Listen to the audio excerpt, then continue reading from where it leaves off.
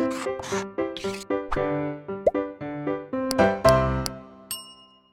Students, blueprint digital channel पे आपका स्वागत है। मेरा नाम अनु शर्मा है, मैं आपका केमिस्ट्री टीचर हूँ। आज हम जो वीडियो लेके आए हैं इसमें हम द्रव्य की अवस्थाओं का अंतः परिवर्तन। द्रव्य के बारे में मैंने आप लोगों को पिछली वीडियो में बताया था। द्रव्य क्या होते हैं?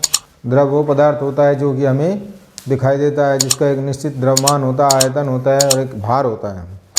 और उसमें मैंने आपको 3 अवस्थाएं बताई थी, ठोस, द्रव और गैस। तो इन तीनों अवस्थाओं को हम अंतः परिवर्तित कर सकते हैं। अंतः परिवर्तित का मतलब ठोस को हम द्रव के अंदर ले जा सकते हैं, द्रव को गैस के अंदर ले जा सकते हैं, गैस से फिर वापस द्रव के अंदर ले जा सकते हैं और द्रव को फिर ठोस के अंदर ले जा सकते हैं। इस तरीके से हम इन तीनों अवस्थाओं को एक दूसरे के अंदर परिवर्तित कर सकते हैं। तो ठोस को अगर गर्म कर देते हैं, ठोस को गर्म करने पर क्या होता है? ठोस के अणुओं की गतिज ऊर्जा बढ़ जाती है। गतिज ऊर्जा बढ़ जाएगी तो गतिज ऊर्जा बढ़ने से वो अणु जो होते हैं मुक्त रूप से गति करना शुरू कर देते हैं, एक दूसरे से टकराना शुरू होते हैं और गति करते करते वो एक दूसरे से दूर चले जाते हैं। इस दूर चले जाने का मतलब होता है वो द्रव अवस्था में आ जाते हैं। अगर अब मैं द्रव अवस्था को अभी और गर्म कर दूं तो क्या होगा? वो अणुओं को गतिज ऊर्जा फिर और ज़्यादा मिल जाएगी और गतिज ऊर्जा मिलने से अणु जो है एक दूसरे से और दूर होते चले जाएंगे। तो दूर होते होते एक अवस्था ऐसी आएगी कि वो एक दूसरे से बहुत दूर चले जाएंगे और उस अवस्था को हम गैस अवस्था बोलेंगे। ठीक है? तो ठोस को द्रव में और द्रव को गैस में हम गर्म करने से प्राप्त कर सकते हैं। अब अगर इस गैस अवस्था को मैं ठंडा कर देता हूँ तो ठंडा होने पर क्या होगा? कुछ देर बाद अणुओं की गतिज ऊर्जा कम हो जाएगी। गतिज ऊर्जा कम होने से वो क्या होगा? पास पास आने शुरू हो जाएंगे। पास पास आने पर क्या होगा? वो द्रव अवस्था में आ जाएंगे। अब उसको और ठंडा कर देता हूँ तो वो और उसके अणु बिल्कुल पास पास आ जाएंगे, उनकी गतिज ऊर्जा लगभग शून्य हो जाएगी और वो ठोस अवस्था में आ जाएंगे। जैसे कि आप जल का उदाहरण ले सकते हैं। अगर आप जल को फ्रिज के अंदर रख देते हैं तो फ्रिज के अंदर रखने से क्या होता है? फ्रिज क्या करता है? फ्रिज जो रेफ्रिजरेटर होता है, पानी को फ्रिज के अंदर रखने पर जो फ्रिज होता है जल के अणुओं की गतिज ऊर्जा को निकाल लेता है। जल के अणुओं की जो गतिज ऊर्जा होती है वो निकल जाती है सारी की सारी। जल के अणु बिल्कुल एक दूसरे के पास पास आ जाते हैं और पास पास आने से वो बिल्कुल एकदम ठोस अवस्था में आ जाते हैं। और अगर ठोस को, बर्फ़ को मैं हल्का सा गर्म कर दूं तो वो फिर द्रव अवस्था में आ जाते हैं। और पानी को जब हम उबाल देते हैं तो उबालने पर क्या होता है? उसके अणुओं की गतिज ऊर्जा बहुत ज़्यादा हो जाती है और अणु जो होते हैं एक दूसरे से बहुत दूर चले जाते हैं और कौन सी अवस्था में आ जाते हैं? गैस अवस्था में आ जाते हैं। ठीक है? अब गैस अवस्था को, वाष्प को थोड़ी देर ठंडा कर देते हैं तो वो फिर से क्या होते हैं? द्रव अवस्था में आ जाते हैं। ठीक है? और गलनांक और क्वथनांक क्या होते हैं? जब द्रव को आप गर्म करते करते एक टेम्परेचर ऐसा आएगा जब द्रव जो होता है वाष्प अवस्था में चला जाएगा, तो इस तापमान को हम बोलते हैं क्वथनांक। क्वथन मतलब उबलना। पानी को आप 100 डिग्री पे गर्म करते हैं, 100 डिग्री पे गर्म करने पर क्या होता है? पानी जो होता है वाष्प की अवस्था में आ जाता है। इसका मतलब 100 डिग्री का जो तापमान होता है वो जल का क्वथनांक होता है। गलनांक क्या होता है? जब कोई ठोस द्रव अवस्था में आ जाता है, ठोस द्रव अवस्था में आ जाएगा। गलनांक मतलब गलना। जैसे बर्फ़ गलता है, बर्फ़ पिघलता है तो वो क्या हो जाएगा? ठोस जो होता है वो द्रव अवस्था में आ जाता है, तो उसको हम गलनांक बोलते हैं। ठीक है? ये बात सभी बच्चों को क्लियर है। अब मैं जो द्रव्य होता है, पदार्थ होता है, उसका रासायनिक वर्गीकरण के बारे में आप लोगों को बताने जा रहा हूँ।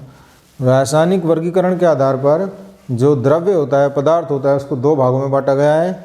एक शुद्ध पदार्थ होता है और एक मिश्रण होता है।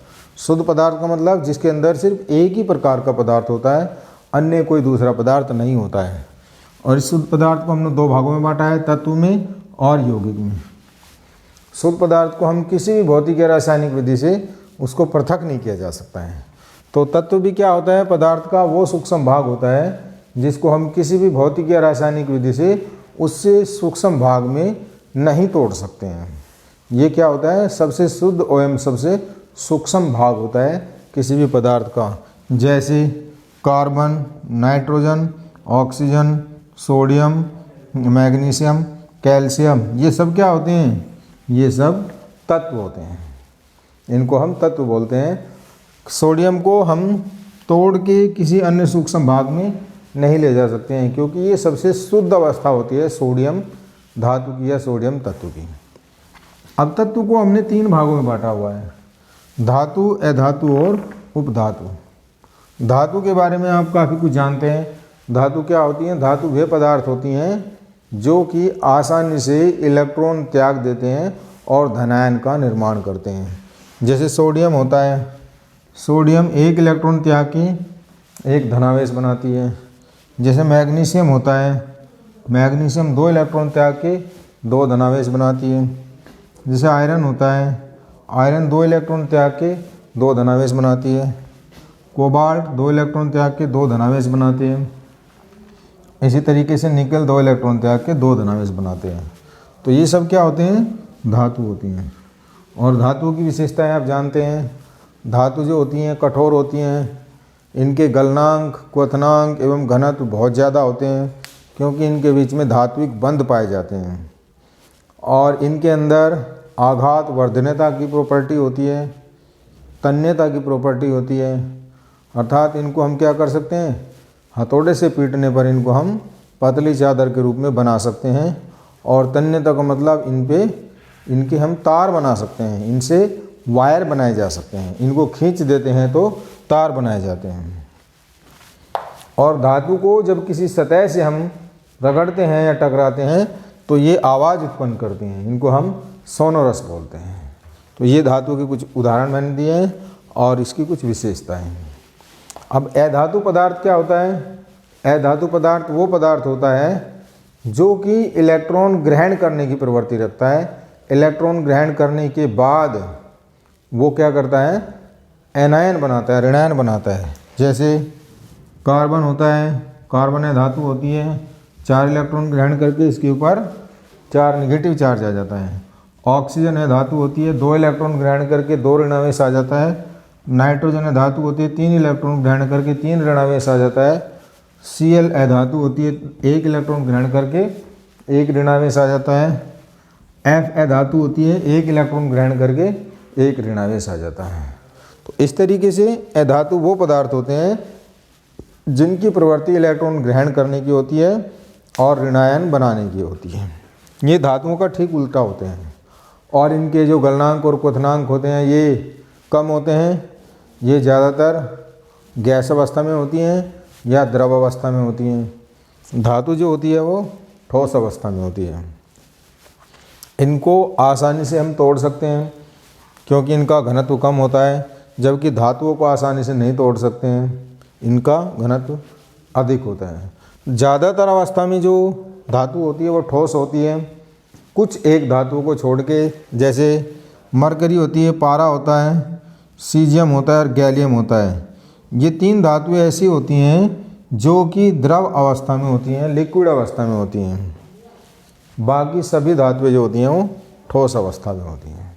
ठीक है, तो धातु अधातु आप लोग परिभाषा एवं उदाहरण समझ गए हैं। उपधातु वो होती हैं जो धातु और अधातु दोनों का काम करती हैं। जैसे जर्मेनियम होता है, उपधातु का उदाहरण जो होता है जर्मेनियम होता है,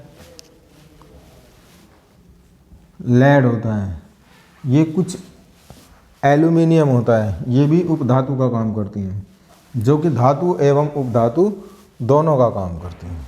ठीक है, इतनी बात सभी बच्चों को क्लियर है। अब यौगिक क्या होते हैं?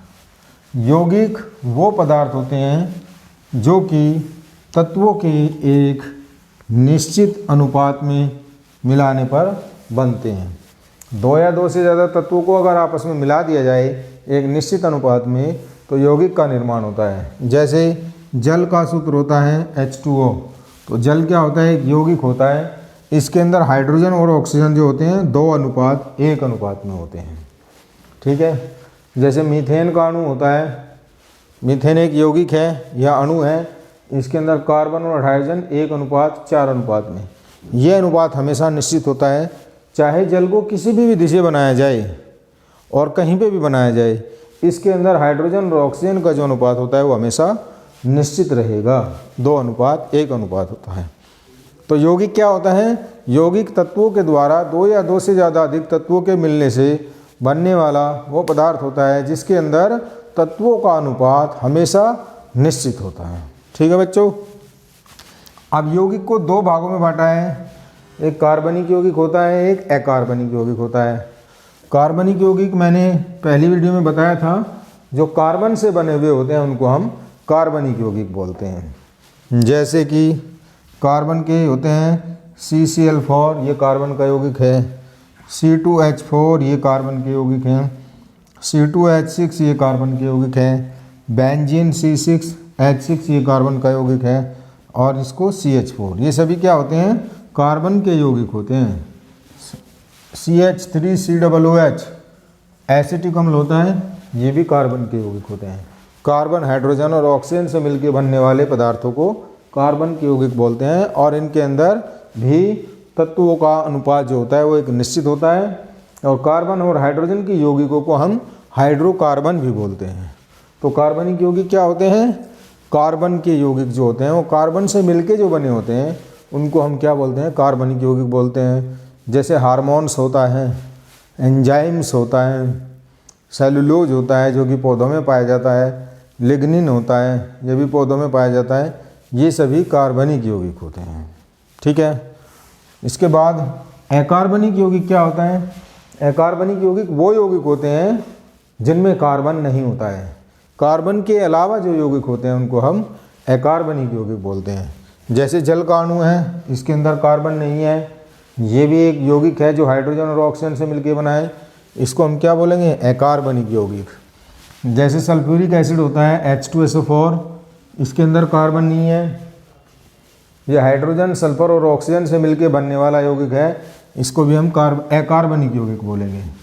HCl होता है, ये भी क्या होता है? अकार्बनिक यौगिक होता है। तो इस तरीके से बहुत सारे यौगिक होते हैं जिनके अंदर कार्बन उपस्थित नहीं होता है, उनको हम अकार्बनिक यौगिक बोलते हैं। अब दूसरे नंबर पे शुद्ध पदार्थ के साथ एक होता है मिश्रण। मिश्रण के अंदर 2 या 2 से ज़्यादा पदार्थों को किसी भी अनुपात में मिला देते हैं तो उसको हम क्या बोलते हैं? मिश्रण बोलते हैं।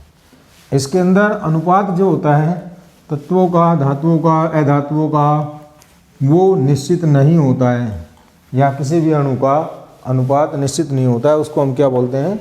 मिश्रण या मिक्सचर बोलते हैं। मिक्सचर। जैसे अब मिश्रण जो होता है 2 टाइप का होता है, एक समांगी होता है और एक विषमांगी होता है।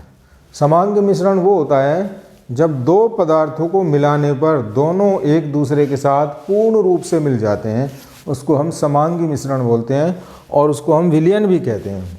जैसे पानी के अंदर चीनी डाल देते हैं, वो क्या बन जाएगा? चीनी और पानी जो है एक दूसरे के साथ पूर्ण रूप से मिल जाएंगे, उसको हम समांगी मिश्रण या विलयन या सॉल्यूशन बोलेंगे। विलयन या सॉल्यूशन बोल देते हैं, क्योंकि ये दोनों क्या होते हैं? चीनी और पानी पूर्ण रूप से एक दूसरे के साथ मिल जाते हैं। जैसे पानी के अंदर नमक डाल देते हैं तो ये क्या होता है? पूर्ण रूप से एक दूसरे के साथ मिल जाते हैं, तो ये समांगी मिश्रण या विलयन बन जाता है। जैसे अल्कोहल में पानी मिला देते हैं तो दोनों एक दूसरे के साथ पूर्ण रूप से मिश्रित हो जाते हैं, ये भी क्या बन जाता है? समांगी मिश्रण या विलयन बन जाता है। और विषमांगी मिश्रण क्या होता है? जब 2 या 2 से ज़्यादा पदार्थों को आपस में मिलाने पर वे पूर्ण रूप से आपस में नहीं मिलते हैं, उसको बोलते हैं विषमांगी मिश्रण। जैसे कि पानी के अंदर अगर मिट्टी डाल देते हैं तो मिट्टी पानी के अंदर पूर्ण रूप से नहीं घुलती है, तो इसको हम क्या बोलेंगे? विषमांगी मिश्रण। जैसे पानी के अंदर सरसों का तेल मिला दे तो ये भी पूर्ण रूप से नहीं घुलता है, इसको भी हम क्या बोलेंगे? विषमांगी मिश्रण। पानी के अंदर अगर डीजल या पेट्रोल मिला दिया जाए तो दोनों अलग अलग सतह पर हो जाते हैं, दोनों पूर्ण रूप से नहीं घुलते हैं, इसको भी हम विषमांगी मिश्रण बोलेंगे। स्टूडेंट्स, अगर आपको ये वीडियो हमारी पसंद आई है तो इसको आप अपने दोस्तों के साथ शेयर कीजिए, ज़्यादा से ज़्यादा हमारे चैनल को सब्सक्राइब कीजिए, और अगली वीडियो में हम नया टॉपिक लेके फिर आपसे मिलेंगे। धन्यवाद।